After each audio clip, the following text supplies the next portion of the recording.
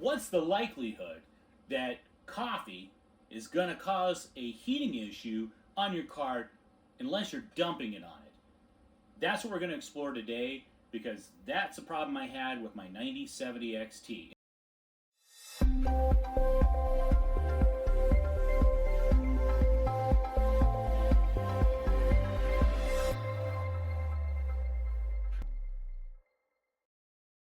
Hey everyone, welcome back to CCTT. Today is a follow-up video to a video I put out 2 weeks ago. That video talked about the increasing idle temperatures of the 9070 XT. Now the card that I had was the Pulse from Sapphire. What I noticed was that during idle I was hitting peaks of around 2000 megahertz for the VRAM, and there was no reason for it. More importantly, the VRAM and memory was at about 70 degrees Celsius, hovering around. Now, in all the other video cards I've ever owned, I've not had that issue. And so I put out the video explaining that there might be a problem. After further investigation, and this is what's most critical about these kind of videos, is actually testing it on a separate bench and looking for that numbers using the exact same Adrenalin software. I noticed on the test bench that it did not get the same temperatures. In fact, more specifically, didn't get the increased megahertz for the VRAM. Something was running inside of my actual machine that for some reason, and I'm still trying to figure this out, but for some reason it was running in the background and it was causing the video card to actually be active even when it was full idle. After investigating, I went over to Adrenalin and I happened to come across the gaming tab at the top, and when I went into that, there shouldn't be any games. I'm not running any games, but I have a game called Wakfu, W-A-K-F-U. Now Wakfu is a game that originated back in 2005 when I was still playing around with the original Gateway computers. And it's interesting because that game is a low-grade game and it shouldn't be registering because I've never installed that game and it shouldn't be on my computer. After researching it, it turns out that this Wakfu, for some reason, is actually associated with MegaRaid. MegaRaid is what I am using for, it's an older version for the RAID array that I have, and it requires Java. And for some reason, Java is associated with Wakfu. So Adrenalin is picking up on Java, and it's, for some reason, believing that Wakfu is running.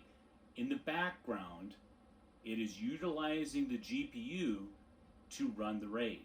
And because it's doing that, it's keeping that completely always active. Now when I replaced the card and put it on the test bench, it did not have the RAID on it, nor the RAID card. There was no problem. So I can confidently say right now that it is not a issue with this particular card. Now, I can't say that for all cards, but for this card, it is not related to a defect within manufacturing. For some reason, though, Wakfu is popping up, and as I said before, Java is creating the problems. Want to keep this video nice and short so that at least I get the answer out. Looking to be doing a lot more of these videos. So the 9070 XT has been performing really, really well.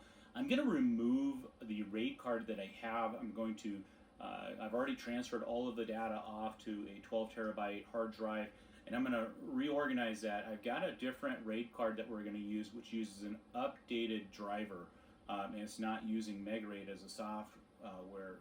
It's using LSA is LSI Storage Authority, which is the overriding program. My understanding is it doesn't require Java, and that's the reason why we're going to be using it, because we don't want to have Java inside and then constantly heating up the card. The other Broadcom card that I have in there, the older version, which still really nice. The other LSI card, Broadcom card, is going to be pulled out. We're going to put that into an external RAID and use that for testing for future videos. Other than that, please like and subscribe to the video. I'd like to have comments if you've run into this Java issue, if you've run into problems with Wakfu falling or showing up inside of your system, in any other testing you've got. Please comment on the bottom. It's going to help others. Remember that these videos that I make, although they can be very entertaining, they're more for people who are actually looking to solve problems. And so that's how I've organized this channel, is so that I can help people as they move along, give them information, help them to either fix issues that they've got with their system, and or at least understand where they get a jumping start for it. So I appreciate it. Again, like and subscribe. We'll talk to you in a bit.